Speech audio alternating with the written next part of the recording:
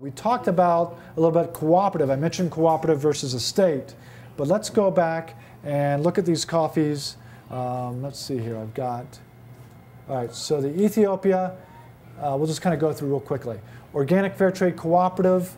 This is Arabica typica coffees, almost all old growth typica trees. So, yeah, okay, we'll just stop with that. The India estate, it's a plantation coffee. Managed shade. This is traditional shade, very rustic. Where this is a managed shade plantation, very old trees, but now we've got different species of the Arabica tree. It's called the Kent variety. It's one of the SL lab. The Scott Laboratories. Yeah, exactly, Scott Laboratories. So it's called Kent. Very nice coffee from there. What about processing? Full wet process here. Full wet process. This is very much. It's probably I haven't been to Yirgacheffe. This tastes like a full wet process, but it might be a semi-wet process. But I know that the Devon estate is a full wet process. Very highly controlled wet process. Right. Very well done. The Kenya also now this is going to have some more hybrids in it. It's going to be some of the SL coffees as well. While it's not, there's a high likelihood that this is more what we'd consider not shade-grown coffee in the sense that not a high degree of shade trees in there. The environment is extremely cloudy. Right. So they kind of go after this kind of cloud forest concept. Full wet process, and as I said, it's some of the SL coffees that go in that as well. Not a Kent though. It's Kenya has done their own work.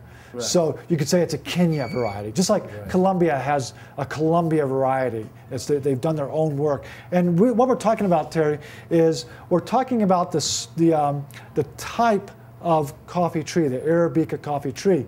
And the coffee tree is it's an inbreeder, and so it can be cross-fertilized or cross-hybridized very easily. And originally, there's just kind of mutants that kind of came about, but now they've been manipulated so they can breed in characteristics, that kind of a thing. So the Atitlan is Typica coffee, full out Typica coffee, or Bourbon. Bourbon and Typica are really the same thing. Right. Heavy shade, very rustic shade, and it's a semi-washed coffee. Oh, is it? Okay. The Chiapas is also rustic shade, small cooperatives, all Typica trees, and this would be more of a full wet process. Okay. The Gayo Mountain we mentioned, these are trees from Java, and the Java trees are Typica trees. It's where we actually kind of really define. I mean, it becomes like the Typica tree kind of a thing. And then it's a full wet process. Interesting enough with this one, the Sumatra, like I said, is the only wet process. Most of the coffee they're doing is dry process coming out of that mill, but this is a full wet. And that's a shade, obviously. Heavy, rustic, very rustic shade. Okay. Even though it's newer trees that have come in, it's been just planted into, essentially yes, yeah. The Dominican, there's a high degree of Typicas here. Very likely some other hybrids. Very likely Cachuras are going to be used in here. A lot of Cachuras in this area. And so finally the Caranavi, these are all Typica trees, very rustic shade, semi-washed. So and when I mean by semi-washed, so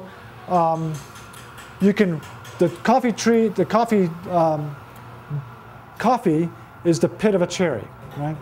And you have different ways of removing that cherry to get down to the seed. And each one of these, inside of each cherry, you typically will have two beans. That's why you have a flat side. And we call these flats. So that's typical. You'll have the flat ones. Other times, you may have only one bean form. And it's called a pea berry because only one is formed in there. Other times, you may have more than two. It'll be three. Let's see if we can't find another bean. And what will happen is you'll have a bean that we'll call it a mother bean. It'll grow around, so you'll have two beans growing together, and then a third bean. So we call those mother beans. Let's see if here's one right here. Wasn't it nice for us to cooperate? See how it's got this open area? So that's where that's the third. Now often what will happen is this and this will get graded out when they're grading by bean size, and it'll be what they call triage. It'll just get blown away, but it doesn't affect the flavor quality of the coffee, nor does it improve the flavor of the coffee. There's often some people they like pea berries. They think it's going to all that flavor all that energy that went into making two beans just made one. Not true. What this is showing is that there's a nitrogen deficiency in the soil. That's why only one bean formed. It's a natural mutation. Usually about 10% of the crop is pea berry, but if you have more than 10%, you need some nitrogen in your soil. That's what's happening. Okay, so semi-washed and the Peru rustic production, semi-washed, all Arabica typicas. And that's, again, why I think that the organic fair trade coffees are leading the way for quality, is because these the old growth coffee trees and the old style of growing.